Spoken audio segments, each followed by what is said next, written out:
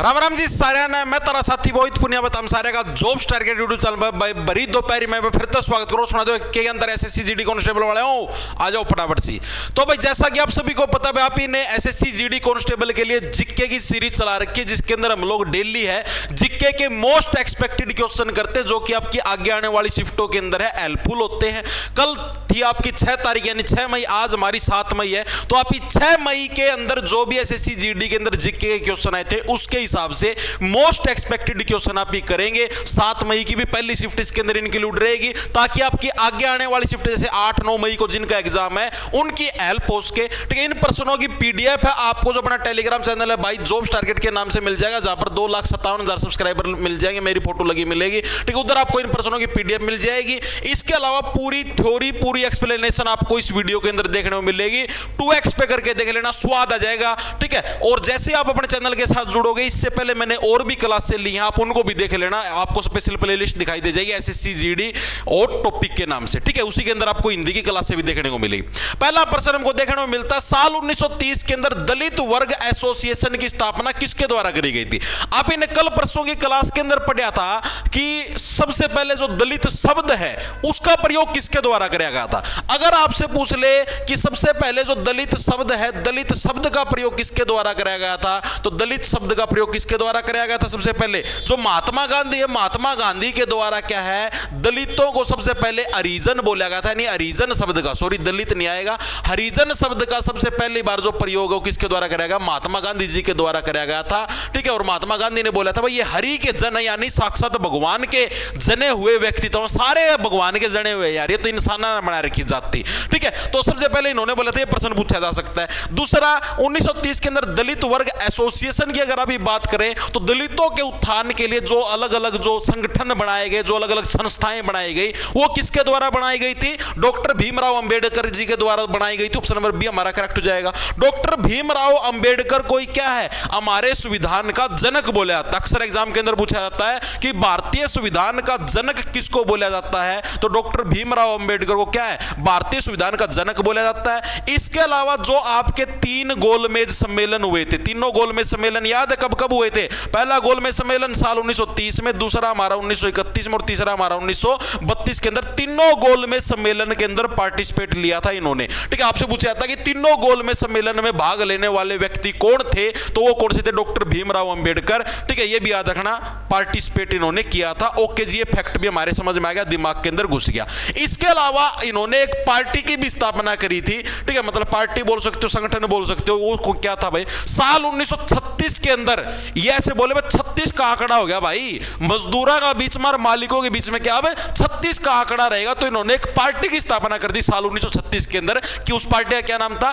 Independent labour party, यानी ऐसे labour, ऐसे मजदूर जो कि किसी के ऊपर डिपेंड नहीं है, तो उस पार्टी का गठन। आपसे अक्सर पूछा जाता है कि इंडिपेंडेंट लेबर पार्टी का गठन किसने किया, तो साल 1936 के अंदर क्या है आपका? डॉक्टर भीमराव अंबेडकर जी के द्वारा क्या है? इंडिपेंडेंट लेबर पार्टी का गठन आपका कराया गया था। बहुत इंपॉर्टेंट पर्सन, इसको हिंदी में के अंदर भी यही बोलते हैं। ठीक है, अक्सर पूछ लेता है एग्जामिनर। ओके जी, ये फैक्ट भी हमारे समझ में आ गया। इसके अलावा डॉक्टर भीमराव अंबेडकर जी के द्वारा एक किताब भी लिखी गई थी, उस किताब का नाम है एनहिलेशन ऑफ कास्ट। एनहिलेशन का मतलब होता है हिला हिला के कोई चीज नष्ट करना। ठीक है, ये मैंने आप लोगों को ट्रिक बता रखी है जब मैंने आप लोगों को वोकैबुलरी करवाई थी। एनहिलेशन का मतलब क्या होता है? देखो, इलेशन के अंदर आ गया हिलाना। अगर आप किसी चीज को जरूरत से ज्यादा ऐसे ऐसे हिलाओगे तो चीज क्या नष्ट हो जाएगी, दीवार को जरूरत से ज्यादा हिलाओ दीवार गिर जाएगी। ठीक है, तो एनहिलेशन ऑफ कास्ट यानी जाति है, जाति को मतलब कि नष्ट करना। यह बुक किसके द्वारा लिखी गई थी? डॉक्टर भीमराव अंबेडकर। ये जातिवाद के खिलाफ थे एक तरीके से, ऐसे आप समझ सकते हो, यानी यह बुक लिखी गई थी डॉक्टर भीमराव अंबेडकर के द्वारा। ओके जी, इसके अलावा आपसे पूछा था पूना पैक्ट कब हुआ? हर बच्चे को पता पूना पैक्ट कब हुआ जी? साल 1900 जो आपका के था रहा है, हिंदी में लिख लेंगे, इसमें कौन लिख पूना पैक्ट कब हुआ? साल 1932 के अंदर आपका पूना पैक्ट हुआ था। किस किस के बीच में हुआ था? महात्मा गांधी जी के बीच में और डॉक्टर भीमराव अंबेडकर जी के बीच में क्या था आपका? पूना पैक्ट हुआ था। ओके जी, ये फैक्ट भी हमारे समझ में आ गया, दिमाग के अंदर घुस गया, अक्सर पूछ लेता है एग्जामिनर। ठीक है जी, ये सारे फैक्ट याद हुए या नहीं हुए, क्लियर हुए या नहीं हुए? एक बार के लिए सारे के सारे मैंने आप लोगों को अच्छे से याद करवा दिया। डॉक्टर भीमराव अंबेडकर के बारे में जो फैक्ट लिखवाए इनको पक्का याद रखना। ओके जी, अगले प्रश्न की तरफ हम लोग चलते हैं। अगला प्रश्न क्या है? बजट बजट के संदर्भ में कौन राजस्व प्राप्तियों का हिस्सा है? राजस्व प्राप्ति होती क्या है? राजस्व प्राप्ति पता है किस जाति को? देखो, दो तरीके की चीजें होती हैं। एक तो होती है राजस्व प्राप्ति, एक होती है पूंजी प्राप्ति। ठीक है, अक्सर एग्जामिनर पूछता है, इकोनॉमिक्स के अंदर पक्का आता है ये। देखो लिख लो, दो फैक्ट क्लियर कर लो तुम। एक है राजस्व प्राप्ति, आज क्लियर करवाऊंगा, आजीवन याद रहेगा। दूसरा हमारे पास पूंजी प्राप्ति। आपसे पूछता है अक्सर एग्जामिनर कि कौन सा पूंजी प्राप्ति का हिस्सा, कौन सा राजस्व प्राप्ति का हिस्सा है। ठीक है, अर्थशास्त्र का चैप्टर है और बहुत ही इंपॉर्टेंट और प्यारा चैप्टर है। ठीक है, पूंजी प्राप्ति को हम लोग कैपिटल रिसिप्ट भी बोल देते हैं। इसको इंग्लिश में क्या बोलते हैं? Capital receipt. ठीक है, कई बार आपको क्या पता हिंदी में ना याद रहे। और इसको बोलते हैं रेवेन्यू रिसिप्ट। Revenue receipt. ठीक है जी, दोनों फैक्ट समझ में आए जी? बिल्कुल आए। अब इनके अंदर फर्क क्या है जी, डिफरेंस क्या है? देखो, जो राजस्व प्राप्ति होती है वो क्या होती है? सरकार की ऐसी इनकम जो बिना किसी देनदारी के प्राप्त होती है। बिना किसी देनदारी का मतलब जैसे मान लिया, अब जैसे एक तो मान लिया कि तुम किसी प्राइवेट कंपनी के अंदर नौकरी करते हो। जैसे मान लिया तुम्हारी ये इनकम है, तुम्हारी कमाई है। इनकम का मतलब है तुम्हारी आय है। ठीक है, कमाई मान लिया तुम्हारी सैलरी। एक तो तुमने पैसे कमाए कहां से? भाई तुम्हारी सैलरी आई, यानी तुम्हारी तनख्वाह आई। ठीक है, जो भी तुम्हारी तनख्वाह आती है, क्या तुम्हें उसके ऊपर ब्याज देना पड़ता है? क्या तनख्वाह का क्या तुमने लोन लिया है? नहीं जी, लोन नहीं लिया। एक तुमने मान लिया किसी से पैसे उधार लिए हैं। ठीक है, बैंक से उधार लिए मान लिया। ठीक है, अब बैंक से पैसे उधार लोगे तो तुमको ऋण तो चुकाना पड़ेगा। ठीक है, ब्याज तो उसका भरना पड़ेगा, ऋण इंटरेस्ट भरना पड़ेगा। ठीक है, तो इसी तरीके से ये है राजस्व प्राप्ति का मतलब क्या? सरकार की ऐसी कमाई जिसके ऊपर सरकार को क्या है? ब्याज नहीं भरना, यानी कि इंटरेस्ट नहीं भरना जिसके ऊपर, जो कि सरकार की खुद की कमाई, यानी एक तरीके से आप बोल सकते हो सरकार की सैलरी है। ठीक है, और पूंजी प्राप्ति कौन सी होगी? कैपिटल रिसिप्ट कौन सी होगी? सरकार की ऐसी कमाई जिसके ऊपर सरकार को क्या है? इंटरेस्ट भरना पड़ेगा, यानी कि उसको उसके ऊपर क्या भरना पड़ेगा? ब्याज भरना पड़ेगा। यानी सरकार ने एक तरीके से लोन लिया कहीं से, उसको क्या बोलेंगे? पूंजी प्राप्ति बोलेंगे। दोनों क्लियर हुए या नहीं? दिमाग के अंदर देखो, राजस्व का मतलब तो खजाना, भाई मेरा खजाना भरते। तुम्हारा राजस्व कब? जब तक तुम्हारी सैलरी आती है तब तक तुम्हारा राजस्व भरता है। ठीक है जी, तो लिखेंगे सभी साथी, सरकार की ऐसी कमाई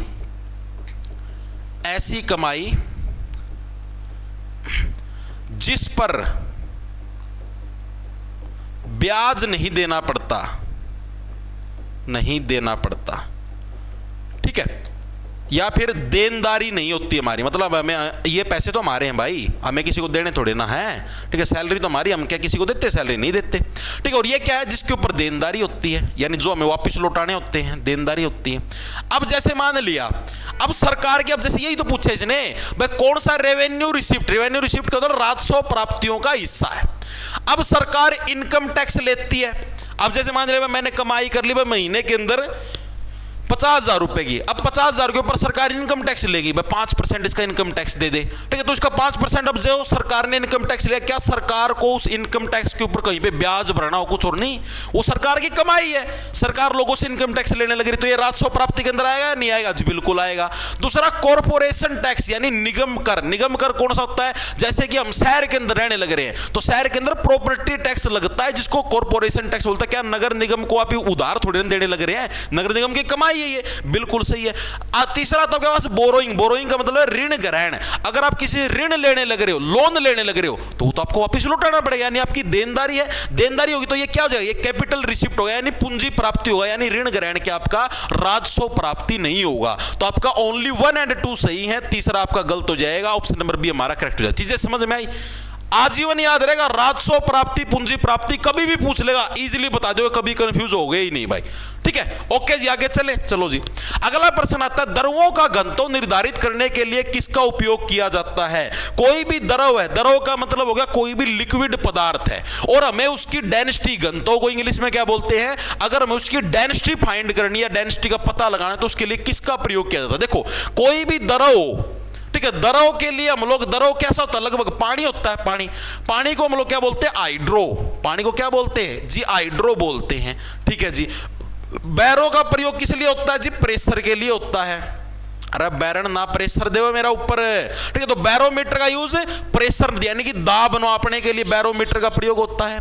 एमीटर का मतलब किस लिए होता है? करंट को मापने के लिए एमीटर का प्रयोग होता है। हाइड्रोमीटर का यूज किस लिए होता है? द्रवों की डेंसिटी मापने के लिए होता है, नहीं घनत्व मापने के लिए। लैक्टो किस लिए होता है? दूध के लिए, तो लैक्टोमीटर का प्रयोग दूध की गुणवत्ता जांचने के लिए, दूध के अंदर कितनी क्रीम है, कितनी चिकनाई है, उसको जांचने के लिए लैक्टोमीटर का प्रयोग होता है। ठीक है, चारों क्लियर हुए या नहीं हुए? तो ऑप्शन नंबर बी हमारा क्या हो जाएगा जी? करेक्ट हो जाएगा। कोई दिक्कत परेशानी नहीं जी, कोई भी दिक्कत परेशानी नहीं है।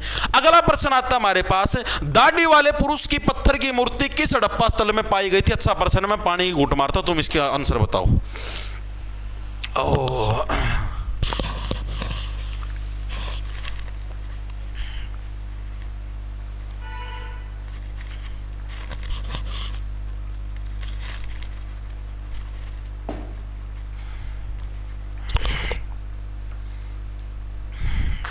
Very good very good. देखो मैं आपको बताता हूं, हमारे पास दो हड़प्पा स्थल, मतलब एक तो दो साइट हमारे पास, एक तो है हड़प्पा। ठीक है, हड़प्पा की खोज किसके द्वारा करी गई थी? साल 1921 के अंदर दयाराम साहनी के द्वारा। किसके द्वारा? दयाराम साहनी। इसको कैसे याद रखो? इसको याद रखने की सिंपल सी ट्रिक है कि आपने किसी व्यक्ति से पूछा कि भाई एक किस देगा। देखो व्यक्ति से तो पूछोगे नहीं, किसी महिला से ही पूछोगे कि एक किस मिलेगी, और वो क्या बोल दे? वो आपको हड़का दे, हड़क, और फिर आप ऐसे बोलो इतनी सी तो दया करो एक किस की, फिर वो हड़प तुरंत वाले साइड में। यानी हड़प्पा की खोज 1921 में 21 से बन गया 21 दयाराम साहनी के द्वारा। ओके जी। फिर इसी की एक साइट है जिसका नाम है जी मोहनजोदड़ो। मोहनजोदड़ो। ओके जी। इसी से अगले साल 1921 से अगला साल कौन सा? 1922। मोहनजोदड़ो की खोज क्या है? 1922 के अंदर आपकी करी गई। ठीक है, किसके द्वारा करी गई? कोई साथी बताया कमेंट बॉक्स के अंदर। बिल्कुल इजी और टूचा प्रश्न है। मोहनजोदड़ो की खोज किसके द्वारा करी गई? हम लोग क्या मोहन नाम का अगर कोई व्यक्ति होता है तो उसको हम लोग क्या बना के रखते हैं? अपना दास बना के रखते हैं। तो दास से क्या बन गया? राखल दास बनर्जी। तो राखल दास बनर्जी के द्वारा क्या है? मोहनजोदड़ो की खोज करी गई। अब जब ये मोहनजोदड़ो की खोज हुई तो इस मोहनजोदड़ो के अंदर हमें बहुत सारी चीजें मिली। वहां पर खोज के दौरान कौन कौन सी चीजें मिली? एक तो हमको ये जो पत्थर की मूर्ति है ना भाई, ऐसा पुरुष जिसके दाढ़ी आई हुई थी, तो ऐसी जो पत्थर की मूर्ति हमें कहां से मिली है? ये हमें मोहनजोदड़ो से मिली है। ठीक है, और इस पुरुष की मूर्ति को क्या बोला गया है? पुरोहित राजा। ठीक है, आपसे यह भी तरीके से पूछ सकता है कि पुरोहित राजा की मूर्ति हमें किस स्थल से मिली है? तो पुरोहित राजा पूछ ले, या ऐसा पुरुष जिसके दाढ़ी आई हुई है, मतलब पत्थर के ऊपर ऐसी कलाकृति करके आदमी का दाढ़ी आई हुई है, ऐसी दिखने लग रही है। ठीक है, तो वो हमें कहां पर मिली देखने को? जी मोहनजोदड़ो के अंदर हमको देखने को मिली है। ओके जी, फैक्ट हमारे समझ में आ गया। इसके अलावा आपसे पूछा जाता है विशाल स्नानागार। ठीक है, विशाल स्नानागार, ये यानी बड़े बड़े जो बाथरूम हैं, ये भी हमें कहां पर देखने को मिले हैं? मोहनजोदड़ो के अंदर। इसके अलावा बड़े बड़े आपके अन्नगार, अन्नागार यानी कि बड़े बड़े अन्न के भंडार, ये भी हमें मोहनजोदड़ो और हड़प्पा दोनों के अंदर देखने को मिले। अन्नागार, अन्नगार मोहनजोदड़ो के अंदर भी है, हड़प्पा के अंदर भी है। ओके जी, फैक्ट भी हमारे समझ में आ गया। इसके अलावा आपसे पूछा जाता है लोथल। लोथल के अंदर हमें क्या मिला? कड़ा लोथल। लोथल, लोथल साइट कहां की? लोथल है जी गुजरात के अंदर हमको देखने मिलती है। और गुजरात के पास क्या है? डॉकयार्ड है, समुद्र का तट एक तरीके से, इस तरीके से डॉकयार्ड। तो डॉकयार्ड हमें कहां पर देखने को मिलता है? गुजरात लोथल के अंदर। इसको कहते हैं लोथन से बढ़िया लोथन। लो सर, थन लो। थन कब लेते हैं? रात को। अरे भैंस का जो थन है ऐसे दूध निकालने के लिए हाथ में हम लोग कब लेते हैं? रात को लेते हैं। ठीक है, तो लोथल है। लोथल कहां पर? आपका गुजरात के अंदर देखने को मिलता है। ओके जी, फैक्ट भी हमारे समझ में आ गया। तीनों चारों फैक्ट क्लियर हुए या नहीं हुए? कालीबंगा से हमको क्या कुछ देखने को मिलता है? जुता हुआ खेत। जुता हुआ खेत हमें कहां पर देखने को मिलता है? कालीबंगा से हमें जुता हुआ खेत देखने को मिलता है। तीनों चारों हड़प्पा कालीन स्थल क्लियर हुए या नहीं हुए? हर बार एग्जामिनर पूछता हड़प्पा कालीन स्थल। ठीक है, पक्के याद रखना। ओके जी, अगला प्रश्न आता है हमारे पास सार्क। सार्क क्या है? देशों का ग्रुप है भाई। सार्क क्या है? जो हमारा दक्षिण एशिया है उसके देशों का ग्रुप, और इसका हेडक्वार्टर पूछा कहां पर स्थापित किया। पहली बात तो आपको सार्क की फुल फॉर्म पता होनी चाहिए। ऐसे क्या बन गया? मैंने क्या बताया? दक्षिण एशिया के देशों का ग्रुप है। ऐसे क्या बन गया? हमारे पास साउथ बन गया। ए से हमारे पास क्या बन गया? एशियन बन गया भाई। साउथ एशियन है, ए से एशियन बन गया। ठीक है, अगला ए से क्या बन गया? एसोसिएशन। एसोसिएशन का मतलब संगठन। ठीक है, आर से क्या बन गया? ओ सॉरी, आर है ना, R, south Asian association for regional, R से क्या बनेगा रीजनल, ठीक है, सी से क्या बनेगा कॉरपोरेशन। तो ये फुल फॉर्म आपको याद होनी चाहिए, लिखेंगे सभी साथी, south Asian association for regional corporation, ठीक है, यानी दक्षिण एशिया के ऐसे देश, ठीक है, जो अपने बिजनेस के लिए क्या है एक दूसरे के साथ ग्रुप बना के रखे हुए हैं, तो उसको बोलते सार्क। क्या भारत सार्क का हिस्सा है? हाँ, भारत भी सार्क जो देश है इनका हिस्सा है, और इसका जो हेडक्वार्टर वो हमें काठमांडू यानी नेपाल के अंदर देखने को मिलता है। नेपाल के अंदर ही काठमांडू, यहां पर क्या हमें इसका आपका हेडक्वार्टर देखने को मिलता है। यही प्रश्न आप लोगों से पूछा गया था, इसको कैसे रहो, काठ का मतलब हो गया गांठ, काठ से क्या बना गांठ, ठीक है भाई ना। दक्षिण जो एशिया के देश इन्होंने क्या आपस में गांठ मार रखी है, क्या मार रखी है जी, गांठ मार रखी है। आपसे कोई पूछ ले सार्क की स्थापना कब हुई थी, तो साल 1985 के अंदर क्या है इसकी स्थापना हुई थी, तो इस फैक्ट को भी याद रखना। ओके जी, इसके आपसे पूछता जो एससीओ जो देश हैं इनका जो संगठन है इसका हेडक्वार्टर कहां पर देखने को मिलता है, तो ये हमें चीन के अंदर क्या है एससीओ कंट्रीज का हेडक्वार्टर देखने को मिलता है। इसके अलावा बीमस्टेक का पूछता है हर साल, ठीक है, बीमस्टेक जो कंट्रीज हैं इनका हमें हेडक्वार्टर कहां पर देखने को मिलता है, तो बी से बीमस्टेक, बी से बांग्लादेश, बांग्लादेश की राजधानी ढाका, तो ढाका के अंदर क्या हमें बीमस्टेक कंट्रीज का है जो हेडक्वार्टर वो देखने को मिलता है। आसियान पूछ ले, आसियान जो आपका संगठन है इसका हेडक्वार्टर कहां पर देखने को मिलता है, ठीक है। आप अगर किसी के ऊपर भी एहसान करते हो तो आप उसको क्या जताते हो ना, तो जताने मतलब जकार्ता, आसियान से एहसान, ठीक है, तो जकार्ता के अंदर में किसका आसियान कंट्रीज का हेडक्वार्टर देखने को मिलता है, तो ये हेडक्वार्टर बकायदा याद रखना। ऑप्शन नंबर बी हमारा करेक्ट हो जाएगा। ओके जी, अगला प्रश्न आता है हमारे पास, खुरदरी अंतर्द्रवयी जालिका, सूक्ष्मदर्शी से देखने पर खुरदरी दिखाई पड़ती क्योंकि इसकी सतह पर डैश नामक कण लगे होते हैं। ये बड़ा अच्छा प्रश्न है, इंग्लिश के अंदर देखो रफ एंडोप्लाज्म रेटिकुलम, ठीक है, इसको हिंदी में क्या बोलते हैं खुरदरी अंतर्द्रव्यी जालिका। तो अंतर जो द्रव्य जालिका होती है ना, अंतर्द्रव्यी जालिका का मतलब हो गया आपके पास एंडोप्लाज्म रेटिकुलम, एंडोप्लाज्म रेटिकुलम, जिसको हम लोग क्या बोलते हैं अंतर्द्रव्यी जालिका, अंतर्द्रव्यी जालिका। तो ये जालिका हमारी दो टाइप की होती है मेरे भाई, कितने टाइप की होती है जी, दो टाइप की, ठीक है।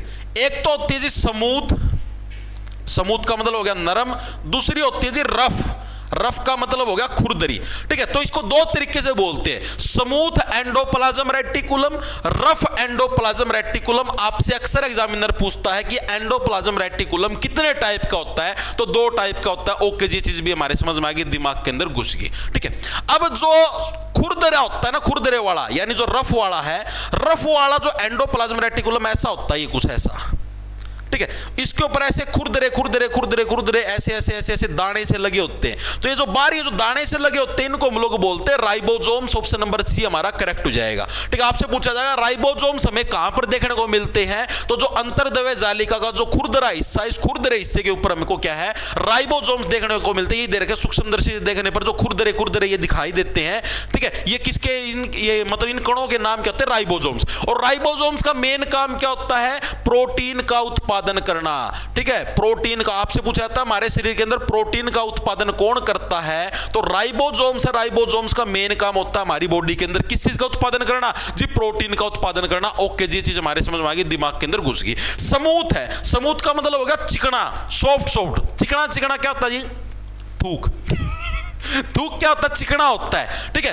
और चिकना चिकना हमारे घर में घी भी होता है, तेल भी होता है, ठीक है। तो लेकिन हमारे शरीर के अंदर तो तेल नहीं होता ना, हमारे शरीर के अंदर तो घी यानी कि वसा होता है, ठीक है। तो यानी जो वसा है, ठीक है, वसा है, घी है, ठीक है, उसको जो उसका जो पाचन करना है उसका मेन काम कौन करता है, स्मूथ एंडोप्लाज्म रेटिकुलम, ठीक है। यानी कि जो चिकनी चीजें हैं उनको जम करने का काम स्मूथ एंडोप्लाज्म रेटिकुलम। प्रोटीन जो बनाता है और रफ एंडोप्लाज्म रेटिकुलम के ऊपर जो राइबोसोम्स छिपे हुए होते हैं वो होते हैं जी। इसके अलावा आपसे प्रश्न पूछा जाता है किसको सुसाइडल बैग के नाम से जाना जाता है, तो हमारे शरीर के अंदर एक राइबोसोम्स का उल्टा होता है लाइसोसोम्स, ठीक है। लाइसोसोम्स को क्या है, सुसाइडल बैग बोला जाता है, ठीक है। सुसाइडल बैग का मतलब है आत्मघाती थैले, ठीक है। आपसे पूछा था आत्मघाती थैले किसको बोला जाएगा, लाइसोसोम्स। राइबोसोम्स और लाइसोसोम्स दोनों अलग अलग हैं। ओके जी, अगले प्रश्न की तरफ बढ़ते हैं। भारत में औद्योगिक नीति प्रस्ताव 1956 1956 के अनुसार दूसरी श्रेणी में वे उद्योग शामिल थे जिनमें, दूसरी श्रेणी मैंने आपको बताया था 1956 की औद्योगिक नीति के अंदर हम लोगों ने उद्योगों को कितनी श्रेणियों के अंदर बांटा था जी, 3 श्रेणियों के अंदर। 1948 वाली औद्योगिक नीति पूछ ले तो उसके अंदर हमने जी 4 श्रेणियों के अंदर बांटा था, ठीक है। फिर आती है हमारी एक 1991 की औद्योगिक नीति जिसके अंदर हमने कौन सा फॉर्मूला दिया, एलपीजी का लिबरलाइजेशन, प्राइवेटाइजेशन, ग्लोबलाइजेशन। लिबरलाइजेशन को क्या बोलते हैं हिंदी में, उदारवाद, पी का मतलब प्राइवेटाइजेशन यानी आपका निजीकरण, जी का मतलब ग्लोबलाइजेशन यानी वैश्वीकरण। ये हम लोग पहले पढ़ चुके पिछली क्लासों के अंदर। जिन साथियों ने पिछली क्लास से नहीं देखी हो, पिछली क्लास से देख के इस चीज का पता लगा सकते हैं। ओके जी, ये फैक्ट भी हमारे समझ में आ गया। अब जो हमने 1956 की जो औद्योगिक नीति निकाली थी उसके अंदर हमारे उद्योग 3 श्रेणियों के अंदर थे। पहली श्रेणी के अंदर ऐसे उद्योग धंधे थे जो सिर्फ सरकार के अंडर रहेंगे, ठीक है। दूसरी श्रेणी के अंदर ऐसे उद्योग धंधे थे जो मतलब कि सरकार और प्राइवेट कंपनियां दोनों मिलकर ऑपरेट करेंगे, ठीक है। यानी सरकार के उन उद्योग धंधों को सेटल करने में प्राइवेट कंपनियां हेल्प करेंगी या फिर प्राइवेट कंपनियों के उद्योग धंधों को सेटल करने में सरकारी कंपनियां हेल्प करेंगी। तो यही तो है, निजी क्षेत्र सार्वजनिक क्षेत्र के प्रयासों में पूरक बन सकता था। यानी जो निजी क्षेत्र है, प्राइवेट सेक्टर की जो कंपनियां हैं, वो सरकारी क्षेत्र जो भी प्रयास करने लगे उसके अंदर हेल्पफुल बन सकता था, यानी दोनों मिलकर काम करेंगे। सी सेक्शन के अंदर सिर्फ जो निजी क्षेत्र के उद्योग थे वो हमारे शुमार थे। ऑप्शन नंबर ए हमारा करेक्ट, जो बिल्कुल बेसिक और टुच्चा प्रश्न था। ओके जी, अगला प्रश्न आता है, थेरुकुथु किस भारतीय राज्य का पारंपरिक रात्रिकालीन थंगमंच है? बताओ भाई, पानी घुट मार लो, मैं गला सूख गया। थेरुकुथु बताओ भाई कहां का है?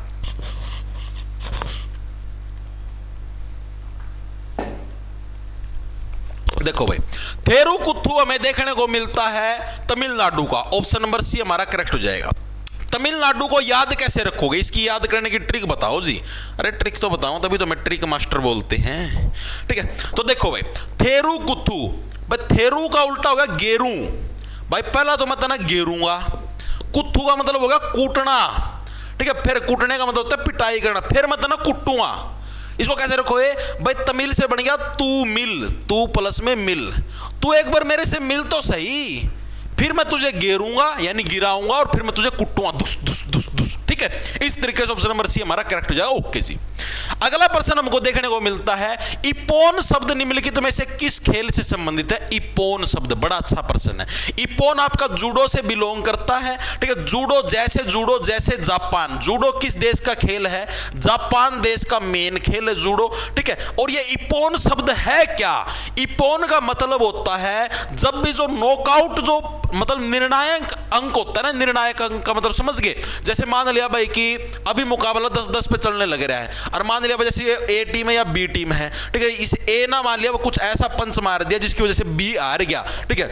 ये 11-10 का स्कोर हो गया। तो ये जो निर्णायक पॉइंट है ना, इसी को हम लोग क्या बोलते हैं? इपोन बोलते हैं, ठीक है। आपसे पूछा इपोन किसको बोलते हैं? जो निर्णायक अंक होता है, ठीक है। अलग अलग गेमों के अंदर अलग अलग होता है। जैसे मैं आपसे पूछ लेता हूं, इसी के अंदर जैसे आप कबड्डी के अंदर देखो, कबड्डी के अंदर जो निर्णायक अंक होगा, ठीक है, जो डिसीजन वाला, उसको क्या बोलते हैं? उसको बोलते हैं बोनस लाइन, ठीक है। उसको क्या बोलेंगे? बोनस लाइन, जिसकी वजह से आपका मतलब कि बोनस लाइन के ऊपर जैसे आप, जैसे बोनस लाइन के ऊपर ऐसे गेम होता है कि जैसे आपने एक पैर रखा बोनस लाइन के अंदर, दूसरा पैर आपने हवा में उठाया तो आपको अंक मिल जाते हैं, ठीक है। तो ये भी निर्णायक अंक होता है। इसके अलावा जैसे आपका बॉक्सिंग होता है, बॉक्सिंग के अंदर आपका नॉकआउट, सुना हुआ, नॉकआउट कर दिया। नॉकआउट का मतलब है जो निर्णायक पॉइंट था वहां पर मामला ही खत्म कर दिया भाई, नॉकआउट।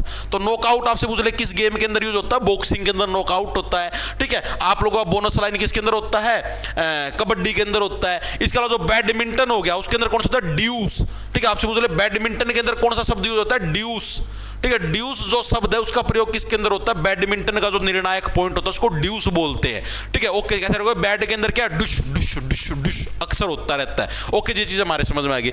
इसके अलावा टेनिस से कौन सा शब्द बिलोंग करता है? Grand slam.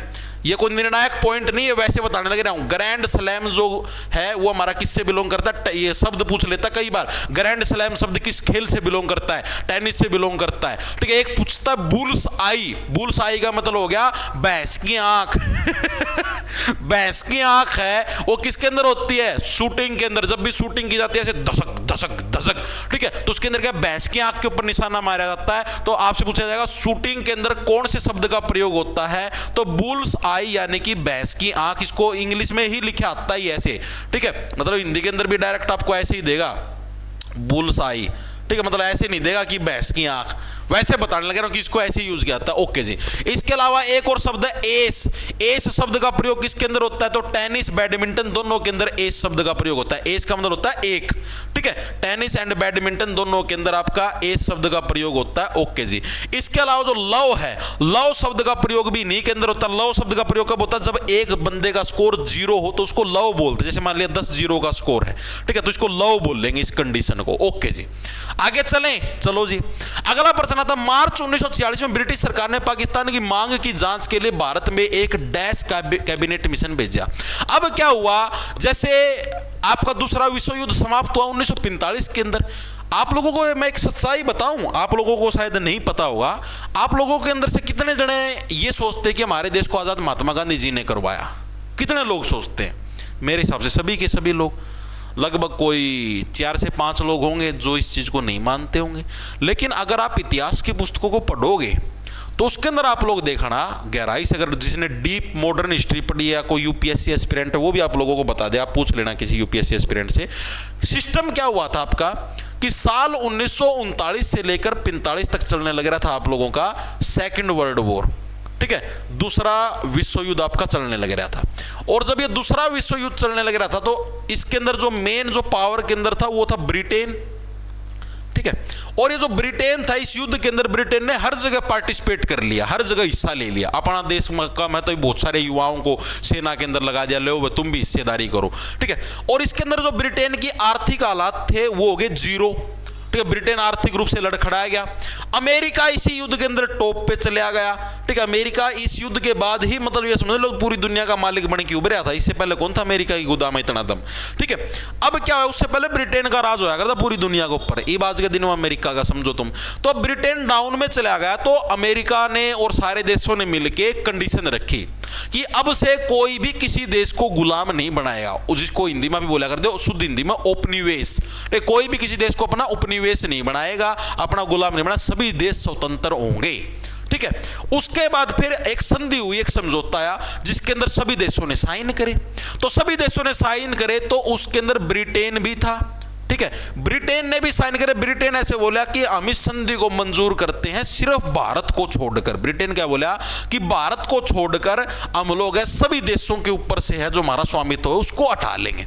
फिर जो और देश थे, और जैसे जापान हो गया, अमेरिका हो गया, और भी जो देश थे, उन सभी ने ब्रिटेन के ऊपर प्रेशर डाला कि आप ऐसा नहीं कर सकते भाई, ठीक है। ऑल कंट्रीज का मतलब ऑल कंट्रीज है, उसके अंदर भारत भी इंक्लूड होगा, आपको भारत को भी स्वतंत्र करना होगा, मतलब इसके ऊपर से भी आपको अपना अधिकार हटाना पड़ेगा, ठीक है। उस प्रेशर के अंदर आने के बाद है अंग्रेज सरकार इस चीज के लिए है मजबूर हो गई कि हाँ भाई भारत को हमको स्वतंत्र करना ही करना पड़ेगा, ठीक है।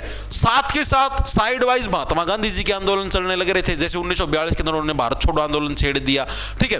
मतलब एक तरीके थोड़ी बहुत हेल्प हुई है उन आंदोलनों की वजह से, बहुत सारे लोगों ने सेना के अंदर पार्टिसिपेट नहीं करा और नहीं करा, लेकिन अकेले महात्मा गांधी जी की वजह से देश आजाद नहीं हो सकता था, क्योंकि इससे पहले आंदोलन क्या महात्मा गांधी ने करे नहीं? बताओ, असहयोग आंदोलन ने भी कराया था, ठीक है, सविनय अवज्ञा आंदोलन भी कराया था, क्या कोई बेनिफिट हुआ था? नहीं हुआ था। ये कोइंसिडेंस मान सकते हो, उन्हीं दिनों में भारत छोड़ो आंदोलन स्टार्ट हुआ, उन्हीं दिनों में ब्रिटेन की कड़ लगी। अगर ब्रिटेन की कड़ उस युद्ध के अंदर नहीं लगती ना, ब्रिटेन की अर्थव्यवस्था डाउन के अंदर नहीं जाती द्वितीय विश्व युद्ध के अंदर, तो आज भी आप ही गुलाम होते, ठीक है। इस चीज को कॉपी के अंदर लिख लो चाहे, ये इतिहास है, सच्चाई है, ठीक है। उसके बाद फिर अंग्रेज सरकार सहमत हुई कि हाँ भाई इनको तो स्वतंत्र करना ही करना पड़ेगा। उसके बाद फिर एक कमेटी बनाई गई जिसके अंदर बहुत सारे लोगों ने डिमांड करी कि भाई एक अलग देश बनाओ पाकिस्तान नाम से। फिर ब्रिटिश सरकार ने पाकिस्तान की मांग की जांच के लिए 3 सदस्यों की एक कमेटी भारत के अंदर भेजी कि तुम जांच करके आओ कि भारत के अंदर किन किन चीजों की डिमांड है, हमें क्या क्या चीज करनी चाहिए। तो इस कमेटी ने डिसीजन लिया, निर्णय लिया कि एक तो भारत के अंदर है आप लोग संविधान सभा है इसका गठन करो, जो कि भारत का संविधान बढ़ाने का काम करेंगे, संविधान सभा का गठन करो, ठीक है। दूसरा आप लोग है भारत के अंदर मतलब पाकिस्तान की मतलब भारत से पाकिस्तान अलग बनाने की जो डिमांड है उसको इन्होंने कैंसिल कर दिया। बोले नहीं ये कोई काम की डिमांड नहीं है, बिना बात की डिमांड करने लग रहे हैं ये, ठीक है। इसके अलावा भारत को एज ए मतलब कि इंडिपेंडेंट कंट्री, ठीक है, एज ए यूनियन, यूनियन का मतलब है राज्यों का ग्रुप होगा भारत, ठीक है, ये चीज है बनाने का निर्णय लिया गया। भारत है राज्यों का समूह होगा। चीजें समझ में आई या नहीं आई? तो ये सारा सिस्टम हुआ था। ओके, आगे चलते हैं। अगला प्रश्न आता है हमारे पास, निम्नलिखित में से कौन सा खो खो मैच के लिए वार्म अप का एक विशिष्ट अभ्यास है। आप कोई भी खेल खेलते हो, जैसे क्रिकेट हो गया, बैडमिंटन हो गया, कोई भी गेम खेलते हो तो उसके अंदर पहले आपको वार्म अप करना पड़ता है। वार्म अप का मतलब शरीर को हल्का गर्म करना पड़ता है। अब गर्म करने के बहुत सारे उपाय होते हैं। सर्दियों के अंदर तो वैसे ही नेचुरल रिजाई के अंदर घुस जाओ और आवाजें नहीं, पैन पड़ गया था, पैन उठाने लगे इतनी देर में टक टक टक, ठीक है, रिजाई के अंदर घुस जाए और शरीर ऑटोमेटिक गर्म हो जाता है, ठीक है। लेकिन जैसे कोई भी गेम होता है तो उस गेम से पहले भी शरीर को गर्म करना पड़ता है। तो जैसे खो खो का मैच है, खो खो का मैच आप लोगों ने देखा, खो खो खो, ये पागलाना खेल होया करता। वैसे आपसे पूछ रहे था खो खो के अंदर टोटल कितने खिलाड़ी होते हैं, तो टोटल 12 खिलाड़ी होते हैं, लेकिन मैदान के ऊपर 9 ही खिलाड़ी होते हैं। मैदान पर 9 खिलाड़ी होते हैं, 3 खिलाड़ी एक्स्ट्रा के अंदर होते हैं, रेस्ट के अंदर होते हैं। तो इसके आपके उसके लिए वार्म अप के लिए फरोग जंप, जिग जैग जोड़, दोनों की दोनों आपकी जरूरत होती है। खो खो के अंदर जिग जैग, अब जिसने खेल रखे ना तो इजीली समझ जाओ, जिसने नहीं खेल रखे भाई उसको ऊपर तो जाओ भाई पर्सन। तो दोनों के दोनों हमारे जरूरी होते हैं खो खो के लिए वार्म अप। देख लो पर्सन घूमती गेम, देख लो किसी पर्सन पूछा है, ठीक है भाई। वार्म अप के लिए भी पूछना है वो होना चाहिए, ठीक है। आपसे कबड्डी का पूछ सकता है, ठीक है, कबड्डी का भी पूछ सकता है, आप लोगों से पहले पूछा भी हुआ है। कबड्डी के अंदर एक तो आता shuttle run. Shuttle run, shuttle run का मतलब जैसे चिड़ी होती है ना, चिड़ी को शटल बोला, आप चिड़ी बल्ला खेला करा, तो उस चिड़ी की तरह भागो, जगह जगह पर चिड़ी कहीं से भी आ सकती, कहीं से भी अटैक कर सकती है। तो इस तरीके की प्रैक्टिस होनी चाहिए। इसके अलावा स्क्वैट जंप का मतलब स्क्वैट किसको बोलते हैं, ऐसे हाथ करके ऐसे नीचे होना, ठीक है, ऐसे जंप करना, इसको स्क्वैट जंप बोलते हैं, ठीक है। ये जंप करना, तो ये जंप आपकी कबड्डी की वार्म अप एक्सरसाइज आपसे पूछ सकता है, ठीक है। आपसे एक ये चीज पूछते थे, लोना है, लोना सर, अरे नहीं तुम ही रखो लोना शब्द का प्रयोग किस खेल के अंदर होता है, तो कबड्डी के अंदर आपके लोना शब्द का भी प्रयोग होता है। तो इस फैक्ट को भी याद रखना, ठीक है। लोना का मतलब क्या था, लोना का मतलब है मैंने विरोधी टीम को ऑल आउट कर दिया, ठीक है। विरोधी टीम को जो ऑल आउट हम लोग करते हैं कबड्डी के अंदर, उस प्रोसेस को क्या बोलते हैं, उस प्रोसेस को लोना बोलते हैं। ओके जी। अगला प्रश्न आता है, गुरुत्वाकर्षण का सार्वभौमिक नियम कहता है कि दो वस्तुओं के बीच गुरुत्वाकर्षण बल उनके डैश के समानुपाती होता है। किसके प्रोपोर्शनल होता है? गुरुत्वाकर्षण बल का आपका फॉर्मूला क्या होता है, G is directly proportional to m1 into m2 by में उन दोनों के बीच की डिस्टेंस का स्क्वायर।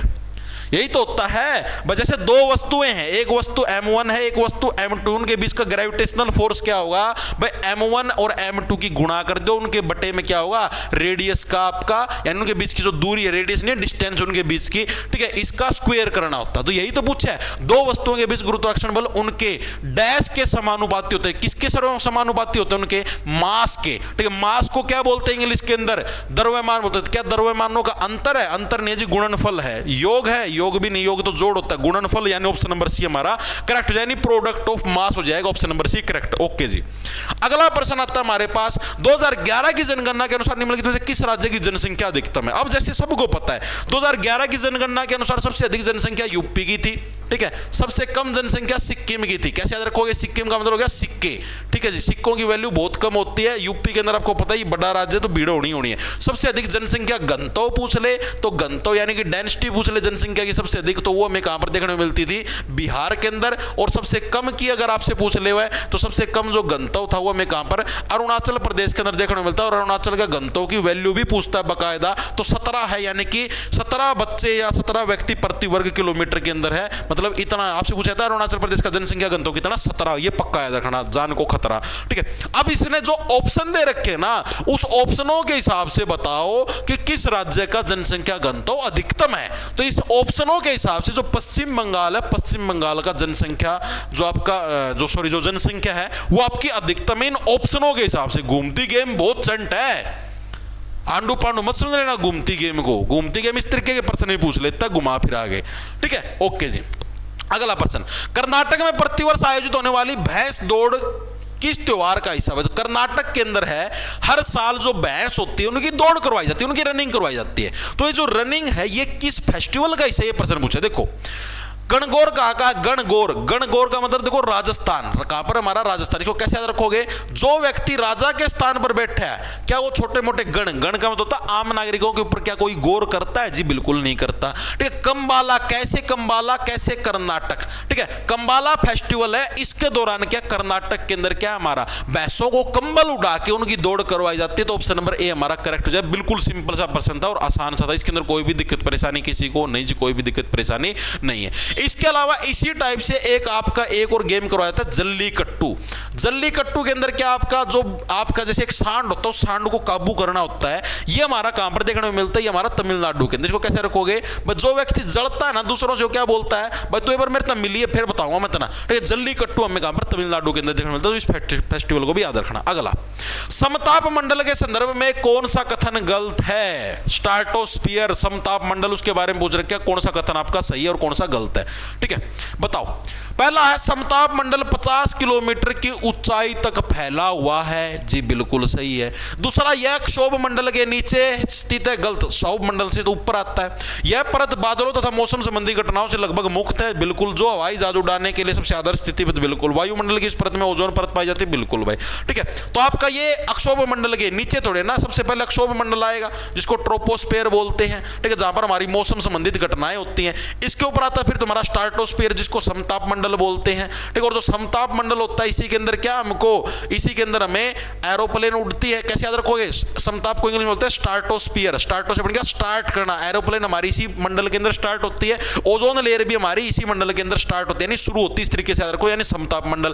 फिर आता हमारे पास मध्य मंडल। मध्य मंडल के अंदर मान लिया आकाश में तो कोई चीज पड़े तो उसका में जो आग लगती है यहीं पर लगती है। इसके ऊपर आता है फिर हमारे पास आयन मंडल। ठीक है, आयनोस्फीयर भी आता है, इसको थर्मोस्फीयर भी बोल देते हैं कई बार। ठीक है, इसके अंदर क्या जो भी हमारी रेडिएशन है, रेडियो वगैरह जो भी चलता है इसी के अंदर चलता है। फिर आता है एक्सोस्फीयर। ठीक है, तो इसको याद रखना। ओके जी। ठीक है, आपसे जैसे पिछली शिफ्ट के अंदर पूछा गया था कि अक्षोभ मंडल की ऊंचाई कितनी है, तो 0 से लगभग 12 बोल लो या फिर 13 किलोमीटर इतनी हमको देखने को मिलती है। समताप मंडल की अगर हम लोग बोलेंगे तो 12 से 50 किलोमीटर के बीच में समताप मंडल की हमें ऊंचाई देखने को मिलती है। तो इस फैक्ट को भी याद रख लेना। ठीक है, अगर आपसे पूछ ले मध्य मंडल तो 50 से 80 किलोमीटर की जो ऊंचाई है ये हमें मध्य मंडल की देखने को मिलती है। और इसकी बात करें तो 80 से 700 किलोमीटर तक की जो ऊंचाई वो हमें आयनोस्फीयर की देखने को मिलती है। तो इस फैक्ट को भी याद रखना। ओके जी।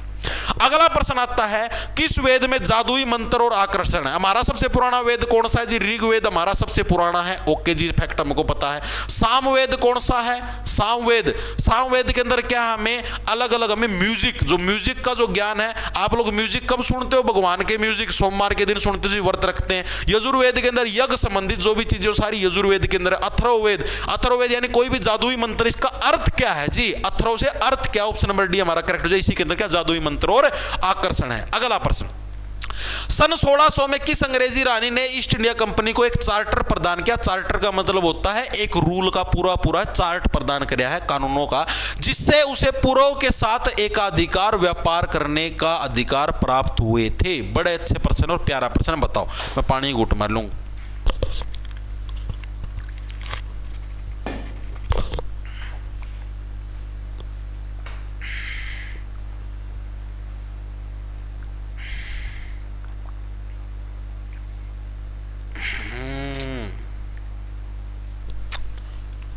बहुत बढ़िया है। देखो भाई, तो ये कौन सी थी? महारानी Elizabeth. Option number D correct. अंग्रेजों के टाइम पर तो एलिजाबेथ थी। ठीक है, तो ऑप्शन नंबर हमारा कौन सा? डी करेक्ट हो जाएगा। इसके अंदर क्या था, मतलब जैसे उस टाइम अंग्रेजों ने भारत के ऊपर थोड़ा मतलब कि घुसना शुरू कर दिया था। जैसे 1613 की अगर आप बात करें तो 1613 के अंदर जैसे ईस्ट इंडिया कंपनी ने सूरत के अंदर फैक्ट्री लगा दी। सूरत में फैक्ट्री, आपसे पूछा था सूरत के अंदर फैक्ट्री कब लगी थी अंग्रेजों के द्वारा, ईस्ट इंडिया कंपनी ने? तो 1613 के अंदर धीरे धीरे इन्होंने घुसना शुरू करा। 1757 के अंदर प्लासी का युद्ध हो गया वगैरह बहुत सारे। तो 1600 के अंदर क्या है, जो एलिजाबेथ ने लेटर जारी किया, जो ईस्ट इंडिया कंपनी है ना, उसको एकमात्र अधिकार है कि वो जो भी बिजनेस है, मतलब कि भारत के साथ जो भी बिजनेस करना, वो सिर्फ यही कंपनी करेगी और कोई प्राइवेट कंपनी वहां से इंग्लैंड के साथ बिजनेस नहीं कर सकती। तो ये पावर स्पेशल दी थी। ठीक है, एलिजाबेथ के द्वारा। ऑप्शन नंबर डी हमारा करेक्ट हो जाए। ओके जी। अगला प्रश्न आता है, मगध में व्यापार को समर्थन देने वाली नदियां। मगध, मगध के बारे में अभी पिछली क्लासों के अंदर भी पढ़ चुके। मगध साम्राज्य के अंदर अगर हम लोग बात करें, सबसे जो पावरफुल वंश था वो कौन सा था? हर्यक वंश। मगध का संस्थापक किसको बोला जाता है जी? बिंबिसार को माना जाता है। बिंबिसार, सार का उल्टा क्या बन गया जी? जार बन गया। ठीक है, और जार व्यक्ति क्या है? हर्यक से बन गया, हर एक नारी के ऊपर जारी मारता है। बिंबिसार का बेटा कौन सा था जी? अजात शत्रु। ठीक है, यानी कि ऐसा शत्रु जो किसी ने जान दिया। अजात शत्रु ने क्या थी? अपने पिता की हत्या करी थी जी। आपसे पूछा जाता है कि मगध साम्राज्य का सबसे पावरफुल शासक कौन था? अजात शत्रु क्या मगध साम्राज्य का सबसे पावरफुल शासक था? ओके जी, इस फैक्ट भी हमारे समझ में आ गया, दिमाग के अंदर घुस गया। ठीक है, उसके बाद फिर हर्यक वंश आया, हर्यक के बाद फिर अगला वंश आया, अगले के बाद फिर अगला आया, फिर अगले के बाद फिर मौर्य वंश आया। मौर्य वंश से पहले कौन सा आया था? उल्टे बढ़ चलेंगे तो नंद वंश आया था। नंद वंश के बारे में लिखो। नंद वंश का मेन संस्थापक कौन था जी? महापद्मानंद था। कौन था? महापद्मानंद नंद वंश का संस्थापक था। अंतिम शासक पूछ लेगा तो जिसने धन का आनंद लिया वही अंतिम व्यक्ति होता था, यानी धनानंद क्या था इसका? धनानंद अंतिम शासक था। इसके बाद कौन आया? मौर्य वंश आया। मौर्य वंश का संस्थापक कौन था? चंद्रगुप्त मौर्य था। चाणक्य की सहायता से मौर्य वंश की स्थापना करी थी। चंद्रगुप्त मौर्य का बेटा कौन सा था? बिंदुसार था। बिंदुसार का बेटा कौन था? अशोक था जी। अशोक ने कलिंग युद्ध के बाद युद्ध लड़ना छोड़ दिया था जी। अंतिम शासक कौन था? बृहद्रथ था जी। ठीक है, बृहद्रथ के बाद अगला वंश कौन सा आया? शुंग वंश आया जी। ठीक है, इस तरीके से आगे आगे वंश चलते रहेंगे। और जो मगध के अंदर जो व्यापार करने के लिए जो हेल्पफुल मेन नदियां थी वो कौन सी थी? गंगा और सोन। गंगा और सोन नदी है। ठीक है, यही मेनली मगध के अंदर बिजनेस के अंदर हेल्पफुल होती थी। ठीक है, इन्हीं नदियों के माध्यम से बहुत सारा सामान है ट्रांसपोर्ट आपका किया जाता था। आपसे पूछा जाता है कि पाटलिपुत्र जो शहर किस नदी के किनारे बसा हुआ है? तो गंगा नदी के किनारे कौन सा हमारा पाटलिपुत्र शहर बसा हुआ है। तो इस फैक्ट को भी याद रखना, पाटलिपुत्र शहर बसा हुआ। पाटलिपुत्र हमें कहां पर देखने को मिलता है? बिहार के अंदर है, हमें पाटलिपुत्र देखने को मिलता है। ठीक है, आगे चले, चलो जी। अगला प्रश्न, भारत में एलपीजी सुधार आ गया ना? एलपीजी में आपको हर एक उसके अंदर करवाता था। कब हुए थे? 1991 के अंदर। ठीक है, एलपीजी सुधारों के संदर्भ में अर्थव्यवस्था के खुलने से डैश तेजी से आई। मतलब जैसे एलपीजी सुधार हुआ, एलपीजी का मतलब है हमने उद्योगों को उदारवाद बनाया, यानी आजादी दी। पी से प्राइवेटाइजेशन, यानी ज्यादा से ज्यादा प्राइवेट उद्योग लगाए। जी का मतलब ग्लोबलाइजेशन, ज्यादा से ज्यादा दूसरे देशों के अंदर कंपनी लगाई, दूसरे देशों वालों को अपने देश के अंदर इनवाइट किया, हमारे यहां पर कंपनियां लगाओ। तो इससे क्या हुआ?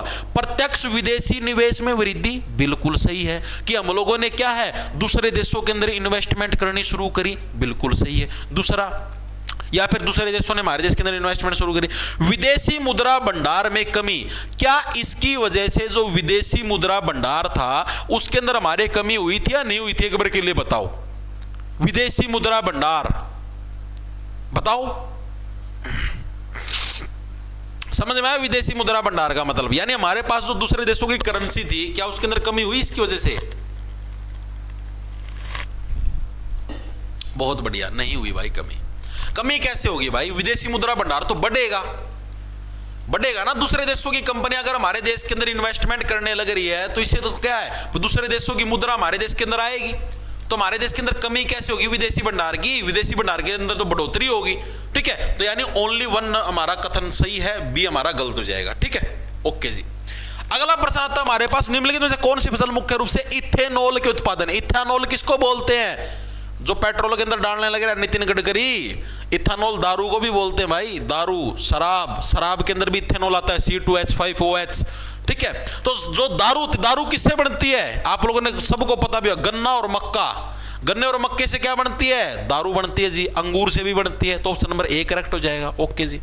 अगला प्रश्न, 2011 की जनगणना में भारत में बाल लिंगानुपात प्रति 1000 पुरुषों पर कितनी महिलाएं थी? एक खास बात है भाई, आप ही जैसे इंडिया जीके के अंदर पढ़ते हैं, लिंगानुपात कितना पढ़ा था आप ही ने? लिंगानुपात 2011 के अनुसार 943, 943 हजार लड़कों पे 943 महिलाएं बिल्कुल फ्री। बाल लिंगानुपात कितना पड़ा था? 919 बच्चे नहीं है खुन्नी। एसएससी हर साल 919 मानती थी, लेकिन अब की बार इन्होंने ऑप्शन के अंदर 919 ही नहीं दिया, 918 दे रखा था। तो ऐसे केस के अंदर हमें 918 ठीक करना था भाई। ठीक है, ये घूमती गेम कुमार रखा सारा सिस्टम। ठीक है, तो इस चीज को ध्यान में रखना। क्या पता इसके अंदर भी कुछ अलग पूछ ले। 943 का क्या पता 940 दे दे ऑप्शन में, तो जिसके आसपास हो उसी को ठोक के आना। अगला प्रश्न, वृक्क में, वृक्क किसको बोलते? किडनी को। किडनी को हिंदी में वृक्क बोलते हैं। वृक्क में कौन से निस्संदन एकक हैं जो मानव शरीर में अपशिष्ट का निस्संदन करते हैं? ये क्या सिस्टम है? जैसे जो हमारी किडनी होती है ना भाई, हमको पता किडनी क्या होती है भाई, हमारे शरीर के अंदर जो खून वगैरह, खून की सफाई करने का काम करती है। खून के अंदर जो भी गंदे पदार्थ मिले हुए उनको साफ करके उनको दिल तक पहुंचाने का काम करती है और गंदे पदार्थों को शरीर से बाहर निकालने का काम करती है। तो किडनी के अंदर ये जो रोल है कौन निभाते हैं? तो ऐसे ऐसे ऐसे इस शेप के एक यंत्र से होते हैं जगह पूरी किडनी के अंदर हमारे बहुत सारे, इनको बोलते हैं नेफ्रॉन। क्या बोलते हैं इंग्लिश में? इनको नेफ्रॉन बोलते हैं और हिंदी में बोलते हैं वृक्काणु। क्या है? वृक्काणु, शुक्राणु नहीं, वृक्काणु। शुक्राणु तो और कितनी दफा वृक्काणु ऑप्शन नंबर सी हमारा, इसको क्या बोले? नेफ्रॉन बोलते हैं। वृक्काणु छोटे छोटे होते हैं किडनी के अंदर इस शेप के, ठीक है। इनका मेन काम होता है किडनी को साफ करना, ठीक है। ओके जी, आगे चलें, अगला चलो जी। रंध्रों का खुलना और बंद होना कौन नियंत्रित करता है? स्टोमेटा। स्टोमेटा कहां पर होता है? प्लांट्स के अंदर होता है, पौधों के अंदर होता है। इसका मेन काम क्या होता है भाई? हाँ भाई, अच्छा जल है उसको प्लांट के अंदर लो, जब जल की जरूरत है, जब जल की जरूरत नहीं है उसको बंद कर देता है, ठीक है। पानी की जरूरत नहीं है, पानी बाहर निकालना तो उसको ऐसे खोल देगा, ठीक है। इस टाइप से हमको देखने को मिलता है, जैसे मैं आपको दिखा भी देता हूं, इस टाइप से, थोड़ा थोड़ा इस टाइप से, इस टाइप से होते हैं। ऐसे खुल गया बंद हो गया, खुल गया बंद हो गया, इन्हीं को रंध्र बोलते हैं, यानी स्टोमेटा बोलते हैं। तो ये किसके द्वारा कंट्रोल होते हैं? गार्ड सेल्स, ठीक है। यहां पर क्या गार्ड सेल्स होती हैं, ऐसे यहां पर गार्ड बैठे होते हैं, ये इसको कंट्रोल करते हैं कि हाँ भाई अब बंद करना है या नहीं करना। तो गार्ड सेल्स की वजह से क्या है, ये चीज कंट्रोल होती है कि हाँ भाई अब बंद होएगा खुलेगा, बंद होएगा या खुलेगा। ओके ओके जी। अगला प्रश्न आता है, प्राचीन संस्कृत ग्रंथों के अध्ययन को प्रोत्साहित करने के लिए 1791 में निम्नलिखित में से किस स्थान पर हिंदू कॉलेज की स्थापना करेगी? ये अच्छा प्रश्न है। देखो, संस्कृत का सबसे अधिक प्रयोग कहां पर होता है? यूपी के अंदर, ठीक है। और यूपी के अंदर भी कहां पर? बनारस के अंदर। ऑप्शन नंबर बी करेक्ट हो जाए। कहीं के पान बनारस वाला, दुख दुख दुख दुख दुख दुख दुख दुख, ओ खुल जाए बंद अकल का ताला, दुख दुख दुख दुख दुख दुख दुख। तो भाई बनारस के अंदर क्या 1791 के अंदर क्या है आपका जो हिंदू कॉलेज स्थापित किया। वैसे इसको संस्कृत कॉलेज बोलते थे, ठीक है। मैंने जो हिस्ट्री पढ़ाई उसके हिसाब से बताने लगे रहा हूं, मॉडर्न हिस्ट्री, उसके अनुसार इसको संस्कृत कॉलेज बोला गया था। 1791 के अंदर है जो आपका मतलब कि स्थापित हुआ था, इसको संस्कृत कॉलेज बोलते थे। लेकिन मेनली हिंदू समुदाय के लोगों के लिए खोला गया था, तो इसको हिंदू कॉलेज भी हम लोग बोल देते हैं, ठीक है। अब यहां पर साल दे दिया ना, इस वजह से मैं हिंदू कॉलेज समझ गया, वरना हिंदू कॉलेज तो है एक और भी स्थापित हुआ था। वो कब हुआ था? वो 1817 के अंदर हुआ था। कहां पर? कलकत्ता के अंदर, ठीक है। हिंदू कॉलेज तो क्या 1817 के अंदर कलकत्ता के अंदर भी स्थापित हुआ था भाई, ठीक है। लेकिन इसने साल दे दिया, तब मैं समझ गया कि हाँ भाई ये आपका संस्कृत कॉलेज को ही हिंदू कॉलेज बोलने लग रहा है, ठीक। कलकत्ता के अंदर भी आपकी हिंदू कॉलेज की स्थापना हुई थी, ठीक है। वैसे अगर आपसे नॉर्मल हिंदू कॉलेज पूछ ले, हिंदू कॉलेज की स्थापना कब हुई, तो 1817 आपको कलकत्ता यानी बंगाल के अंदर ठोक के आना है, ठीक है। लेकिन अगर साल दे दिया पर्टिकुलर 1791 की बात होने लग रही, तब आपको बनारस ठोकना। तो दोनों के अंदर डिफरेंस है, ठीक है। इसके अंदर गलती मत करना, थोड़ा ही कंफ्यूजन हो सकती है, किसी को भी हो सकती है, मेरे मन में होगी थी, ठीक है। साल 1800 के अंदर एक और कॉलेज खुला था, फोर्ट विलियम कॉलेज। अक्सर पूछ लेता है एग्जामिनर, फोर्ट विलियम कॉलेज है, ये आपका कब खुला था? साल 1800 के अंदर। और इसकी स्थापना किसके द्वारा करी गई थी फोर्ट विलियम कॉलेज की? तो आपकी जो वेलेजली था, वेलेजली की फुकती थी, ठीक है। इसकी जड़ की उस जलन को शांत करने वाला हिंदुआ ने आपका कॉलेज खोल लिया 1791 में संस्कृत का। तो बोला इसके 9 साल बाद 1800 में आप भी खोल लाएंगे अंग्रेज भी कॉलेज, ये तो वेलेजली की जड़ गई, तो इसने जड़ते ही 1800 के अंदर फोर्ट विलियम कॉलेज की स्थापना करी। ओके जी। अगला प्रश्न आता है हमारे पास, कौन सा भारतीय राजा कजरी नामक, कजरा रे तेरे नीले नीले नैना, मेरे नैना मेरे नैना, मेरे नीले नीले नैना, तेरे नैना काहे हैं नीले नीले, तो इस चीज का तो तुम ही दोगे उत्तर। उत्तर से बन जाएगा उत्तर प्रदेश, ठीक है। तो कौन सा भारतीय राजा कजरी नामक लोक नृत्य के लिए फेमस है? उत्तर प्रदेश। ट्रिक से याद करवा रखा है। ओके जी।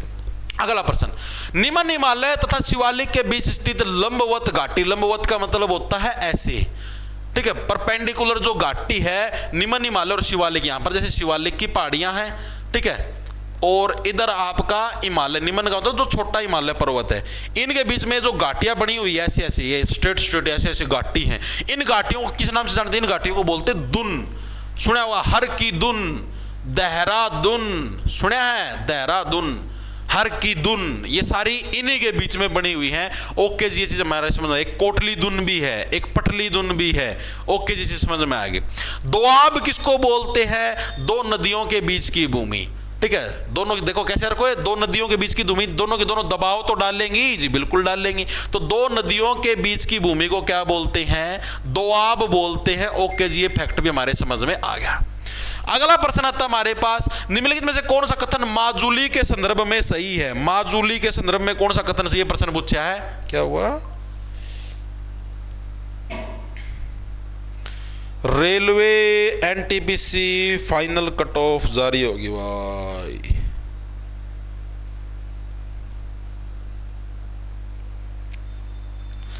चलो कोई ना, क्लास के बाद डाल लेंगे। निम्नलिखित में कौन सा कथन माजुली के संदर्भ में सही? माजुली, माँ जूली जा रही है, जूली। माजुली नृत्य किस राज्य का? कोई साथी बताया कमेंट करके, ट्रिक के अंदर मैंने बता रखा था।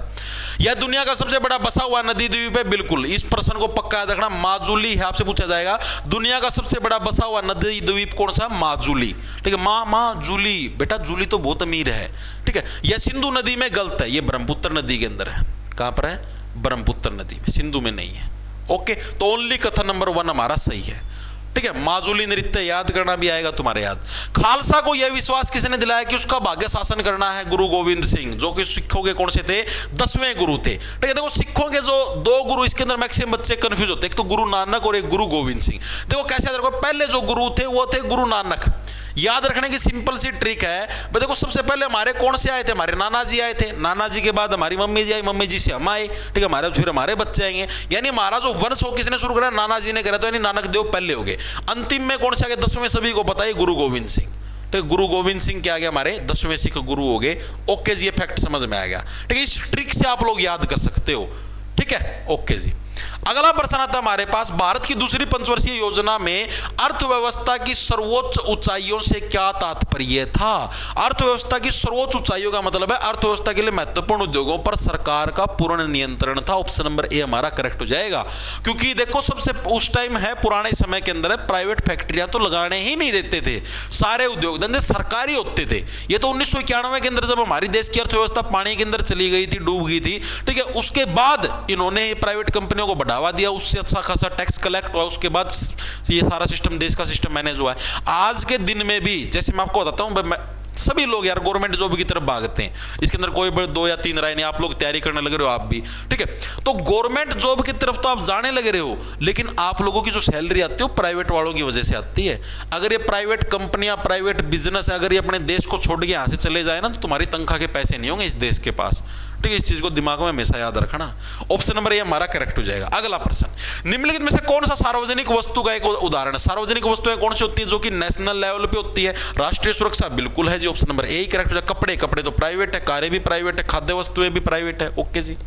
अगला, निम्न में से कौन सा जूडो बेल्ट का एक प्रकार नहीं है? जूडो बेल्ट का कौन सा एक टाइप नहीं है? ये प्रश्न पूछा है।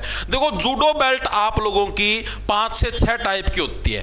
कहां से स्टार्ट होती है? सबसे जो बेसिक बेल्ट है, यानी जो सबसे जो निचले लेवल की बेल्ट है, वो है व्हाइट बेल्ट। ठीक है, जूडो की बेल्टों के नाम याद रखना। सबसे पहले कौन सी आएगी? White belt. जो जमा शुरुआती बच्चा होगा ना, उसकी व्हाइट बेल्ट मिलेगी। ओके जी। व्हाइट के बाद आओगी येलो, पीली बेल्ट। उसका बाद आओगी ब्राउन। ठीक है, ब्राउन गर्ल हूं मैं तो, ब्राउन बॉय हूं मैं तो, सुना हुआ था हम लोगों ने। उसके बाद बी से ब्राउन, बी से black, black belt. Black belt के बाद आते हैं आपके पास रेड एंड व्हाइट। ठीक है, रेड एंड व्हाइट, ये तो सिगरेट आती है जी, सिगरेट तो याद रहोगी, तो मारो दड़ादड़ सिगरेट के सुट्टे। तो रेड एंड व्हाइट भी है, ब्राउन भी है, लेकिन रेनबो नाम से कोई बेल्ट नहीं है। ब्लैक कलर की बेल्ट भी बिल्कुल जी, तो ऑप्शन नंबर ए हमारा करेक्ट हो जाएगा। इस नाम से कोई भी बेल्ट नहीं है। अगला प्रश्न है, औपनिवेशिक काल में, औपनिवेशिक काल का मतलब है जो गुलामी वाला काल है, अपना जो गुलामी वाला काल था, उसके अंदर राम सेतु के लिए दूसरा कौन सा नाम यूज किया? यानी अंग्रेज लोग हैं, राम सेतु की बजाय जो हमारा जैसे भारत को श्रीलंका से जोड़ता है, ठीक है, उस पुल में राम सेतु के बजाय उसको किस नाम से जानते थे? तो उसको एडम्स ब्रिज के नाम से जानते थे। ऑप्शन नंबर बी हमारा करेक्ट है। यानी अंग्रेज लोग उसको एडम्स ब्रिज बोलते थे, राम सेतु नहीं बोलते थे। राम सेतु तो आप ही ने बोलना स्टार्ट कराया। ओके जी, ये फैक्ट भी हमारे समझ में आ गया, दिमाग के अंदर घुस गया। अंग्रेज लोग उसको एडम्स ब्रिज ही बोलते थे। आप लोगों से पूछा जाता पाक जलडमरू मध्य किन 2 देशों के बीच में है? पाक जलडमरू मध्य मैक्सिमम बच्चों भारत पाकिस्तान ठोका नहीं, भारत और श्रीलंका के बीच में कौन सा पाक जलडमरू मध्य हमको देखने को मिलता है। ओके जी। अगला प्रश्न, शेरशाह सूरी का मकबरा सबको पता सासाराम बिहार के अंदर, शेरशाह सूरी का मकबरा हमको देखने को मिलता है। मैक्सिमम बच्चे लाहौर ठोके हुए हैं। सासाराम कहां पर है? बिहार के अंदर भाई, ठीक है, आसाराम नहीं, सासाराम बिहार के अंदर वहां पर, ठीक है, ओके जी। अगला प्रश्न है, कुकी निम्नलिखित में से किस भारतीय राज्य का लोक नृत्य है? कुकी, ठीक है, आपकी कू कू कू कू, आपकी कुकी कुकी की आवाज कब निकलेगी? जब तुम्हारे नाग लड़ जाएगा ना, कचक देसी, ठीक है, नागों की लैंड पे जाओगे, जब तुम्हारे नाग ऐसे डंक मारे उसके बाद कू कू कू ऐसी कुकी कुकी की तो आवाज निकालोगे। नागालैंड, नागालैंड के, और नागालैंड को क्या बोलता है? त्योहारों की भूमि के नाम से जाना था। त्योहारों का त्योहार हॉर्नबिल फेस्टिवल, ठीक है, हॉर्न बजाओगे, नाग से बिल बाहर आएगा, डसेगा, डसते ही मौत हो जाएगी, मोत्सू फेस्टिवल, मौत होती है मुंह से झाग सैकरेनी फेस्टिवल, वो भी यही का है, ओके जी। लास्ट प्रश्न हमारी आज की क्लास का, अटल पेंशन योजना कब शुरू करी गई थी? साल 2015 के अंदर, स्वाहा, ऑप्शन नंबर डी करेक्ट। तो लेडीज एंड जेंटलमैन, हमारी 35 प्रश्नों की आज की क्लास भी हुई समाप्त। क्लास कैसी लगी आपको? जनरल नॉलेज कैसी लगी हमारी? ठीक है, प्रश्नों से रिलेटेड सारे इंपॉर्टेंट फैक्ट भी बकायदा मैंने आपको इस वीडियो के अंदर करवाए हैं, ताकि आपकी आगे आने वाली जो परीक्षाएं उसके अंदर आप इससे रिलेटेड अगर कुछ भी पूछा जाए डीपली तो आप उसको इजीली निपटा सको। ठीक है, कमेंट करके जरूर बता देना क्लास का लेवल कैसा लगा, प्रश्नों का लेवल कैसा लगा। मिलते हैं कल फिर सेम टाइम सेम जगह, लाडा ले लो, खान जाओ फटाफट। बाकी जिसको पिछली क्लास से करनी अपने चैनल के साथ जुड़ सकता है, खैर जाओ फटाफट, बात जो दड़ादड़ दौड़ मारो।